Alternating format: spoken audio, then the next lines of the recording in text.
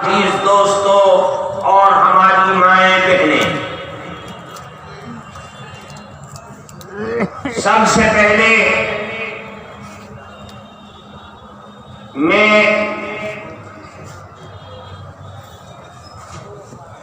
آپ حضرات کو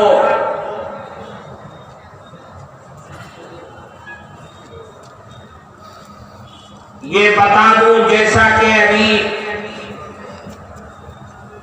حضرت مفتی صاحب مفتی طیب الرحمان صاحب دامت برکاتہم نے عرض کیا کہ اس جلسے میں،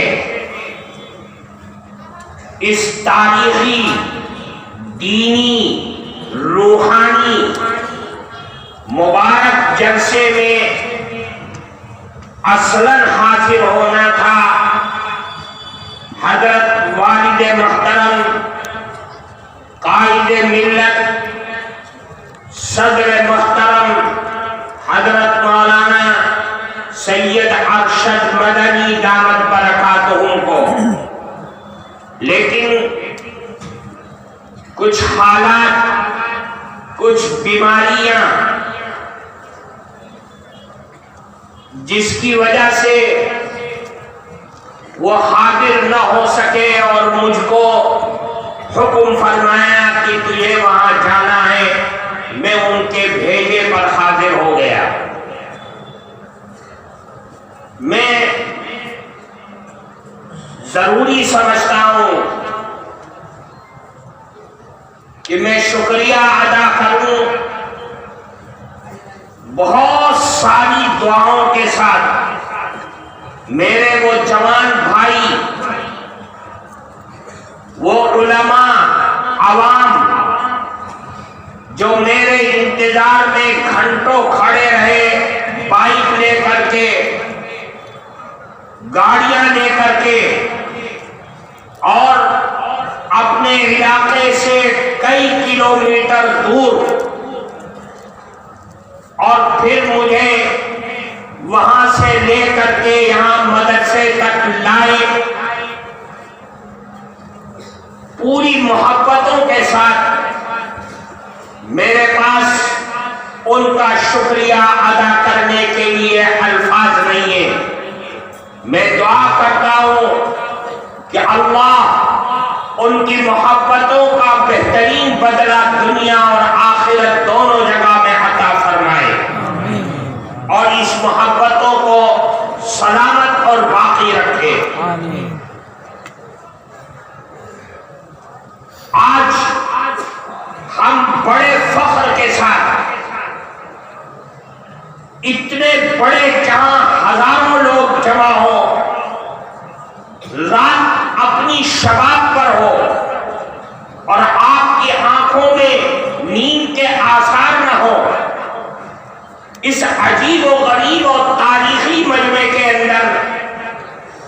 جس بینر تلے اور جس چہار دیواری میں آپ موجود ہیں، ہر آدمی یہاں پر آتا ہے،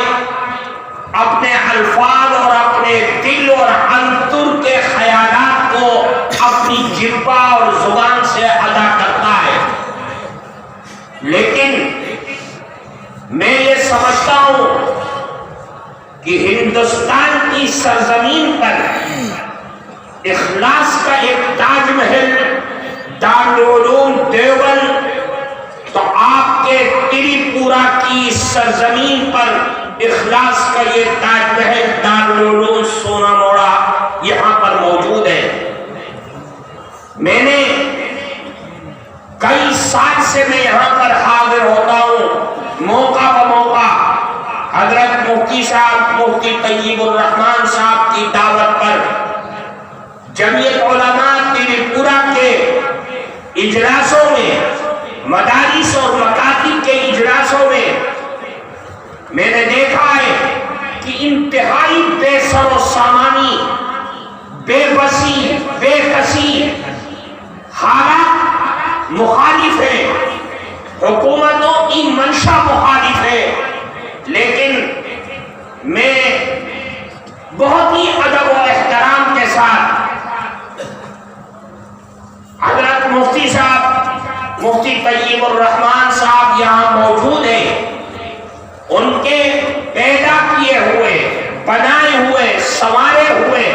حضرات علماء کرام اسٹیج پر موجود ہیں۔ حضرت مفتی صاحب نے تمام حالات کا مقابلہ کرتے ہوئے جمعیت علماء کو زندہ رکھا، مدارس اور مکاتب کو زندہ رکھا، اور دارالعلوم سوناموڑا کو ترقی دیتے ہوئے آج آپ کے سامنے کھلتا ہوا ایک شجر، کھلتا ہوا ایک پھول بنا دیا۔ یہ تو وہ الفاظ ہیں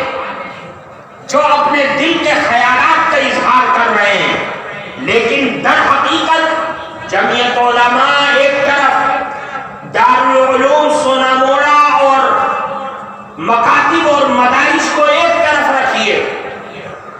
حضرت مفتی صاحب دامت برکاتہم کا اس تریپورہ کی سرزمین پر سب سے بڑا کارنامہ یہ ہے جو ان کے دخول جنت کے لیے سب سے بڑا ذریعہ ہوگا کہ انہوں نے اس راجیہ میں جہاں بہت مختصر سی تعداد میں مسلمان بکھرے ہوئے آباد ہیں، مسلمانوں کو حکومت کی نظر میں، عوام کی نظر میں عزت، مقام اور ان کو جینے اور پھرنے اور چلنے اور کاروبار کرنے کی امنگ اور ہمتیں اور حوصلے عطا کیا ہے۔ ان حالات کے اندر جب ساری دنیا فرقہ پرستی کا نشانہ بنی ہوئی تھی، لیکن مسلمانوں کے اجتماعیت، مسلمانوں کے عزت و افتخار کو بلند کرنے کے لیے مفتی صاحب کی تمام ٹیم نے مل کر کے جمعیت علماء کے پلیٹ فارم پر، مکاتب اور مدارس کے پلیٹ فارم پر یہاں کے مسلمانوں کو سہارا دیا، اور آج ہم سر اٹھا کر کے جیتے ہیں، چلتے ہیں، پھرتے ہیں، اپنی طاقت کا بھی مظاہرہ کرتے ہیں، اپنے حالات کو بھی سامنے رکھتے ہیں۔ یہ بہت بڑا کارنامہ ہے۔ میں دعا کرتا ہوں کہ اللہ حضرت مفتی صاحب کے سائے کو ہم سب کے سر پر دائم قائم رکھے، اور ان کے لگائے ہوئے شجر کو مثمر ثمرات بنائے، اور یہ علماء جو ان مکاتب اور مدارس اور اس دارالعلوم سے نکل کر کے سارے تریپورہ میں پھیر رہے ہیں، یہ دنیا والوں کو یہ باور کرا دے کہ یہ وہ جماعت ہے، یہ وہ لوگ ہیں جو فرقہ پرستی کے مخالف ہیں، یہ وہ لوگ ہیں جو امن اور شانتی کو دنیا کی سرزمین پر قائم کرنے والے لوگ ہیں، اور اللہ سے اور اللہ کے نبی سے رشتہ پوری دنیا کے انسانوں کا جوڑنے والے ہیں۔ میرے عزیز دوستو، آج یہ اجلاس اور یہ امڑتی ہوئی بھیڑ اور یہ جگہ جگہ سے آئے ہوئے، مختلف علاقوں سے نکل کر آئے ہوئے لوگ یہاں سے پیغام لے کر کے جائیں، اور وہ پیغام لے کر کے اس طریقے سے جائیں۔ میں نے آپ کے سامنے قرآن کریم کی ایک آیت پڑھی ہے۔ اس آیت میں اللہ نے قرآن میں فرمایا کہ اے مسلمانوں، اگر تم اپنے پربھو سے محبت کا دعویٰ کرتے ہو تو تمہارا دعویٰ اسی وقت صحیح ہوگا جب نبی کریم علیہ السلام سے تمہارا رشتہ، تمہاری محبت ہوگی۔ اللہ کے نبی سے محبت اور رشتہ ہمارا ایسا ہونا چاہیے کہ ہمارے دل میں، انتر میں رسول اللہ صلی اللہ علیہ وسلم کی مایا، اس کی محبت اس طریقے سے ہو کہ ہماری جان، مان، چھیلے، ہماری دنیا کی ساری دولت، حتیٰ کہ ہماری جان بھی اللہ کے نبی کے حکم پر قربان ہونے کے لیے تیار ہو۔ اللہ کے نبی نے فرمایا لا یؤمن احدکم حتی اکون احب الیہ من والدہ وولدہ والناس اجمعین، ساری دنیا کی تمام دولتوں سے سب سے زیادہ محبت ایک مومن مانوش کے انتر کے اندر اللہ کے نبی کی ہونی چاہیے۔ اللہ کے نبی کے اگر محبت ہوگی تو یاد رکھیے دنیا بھی بنے گی، آخرت بھی سنورے گی، اور دنیا کے اندر امن اور شانتی قائم ہوگی۔ نبی کریم علیہ السلام سے محبت یہ کیا چیز ہے؟ یہ اپنے اندر کیا طاقت رکھتی ہے؟ اس کا اندازہ آپ صحابہ کرام رضوان اللہ علیہ اجمعین کے زندگی سے کیجیے۔ صحابہ کرام نے ایمان کے بعد جو سب سے بڑی دولت کمائی تھی وہ اللہ کے نبی کی محبت اپنے انتر میں بھر لیا تھا۔ بے شمار واقعات ہیں، ان واقعات میں سے سب کو اگر بیان کیا جائے تو رات نہیں کئی رات بھی ناکافی ہے، بڑی بڑی کتابیں لوگوں نے لکھ ڈالا ہے۔ آپ دیکھیے نبی کریم علیہ السلام سے محبت سب سے پہلا انسان، اللہ کے نبی کے بعد سب سے پہلا مسلمان حضرت ابوبکر صدیق رضی اللہ تعالیٰ عنہ ہے۔ سب سے پہلے ایمان لائے اللہ کے نبی پر وہ حضرت ابوبکر صدیق رضی اللہ تعالیٰ عنہ ہے۔ حضرت ابوبکر صدیق نے اعلان کیا کہ اے اللہ، اے بندوں، ایک اللہ اور اس کے نبی پر ایمان لے کر کے آؤ، لا الہ الا اللہ محمد رسول اللہ کی دعوت دی۔ لوگوں نے لکھا ہے کہ حضرت ابوبکر صدیق رضی اللہ تعالیٰ عنہ پر کفار مکہ چاروں طرف سے ٹوٹ پڑے اور اتنا مارا کہ بے ہوش ہو گئے۔ نبی کریم علیہ السلام وہاں موجود ہے، کوئی مدد نہیں کر سکتے کیونکہ بے بسی کا عالم ہے۔ حضرت ابوبکر صدیق رضی اللہ تعالیٰ عنہ بے ہوش ہو گئے،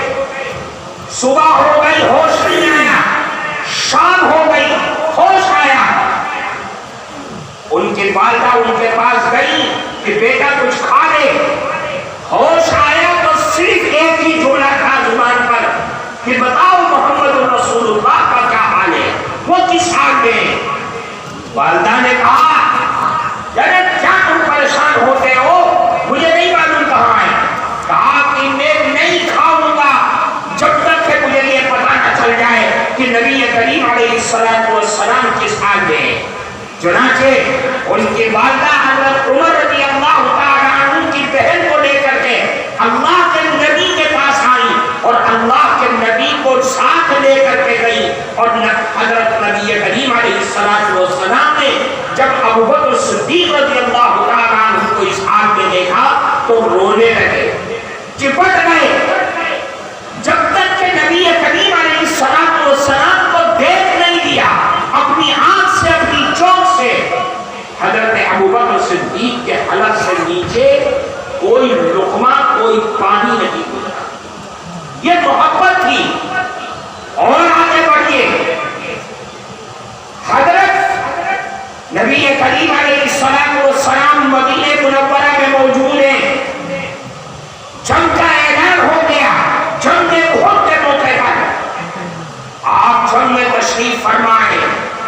کاسا پلٹ گیا، جنگ جیتتے جیتتے ہار کی طرف آ گئے ایک چھوٹی سی غلطی کی وجہ سے۔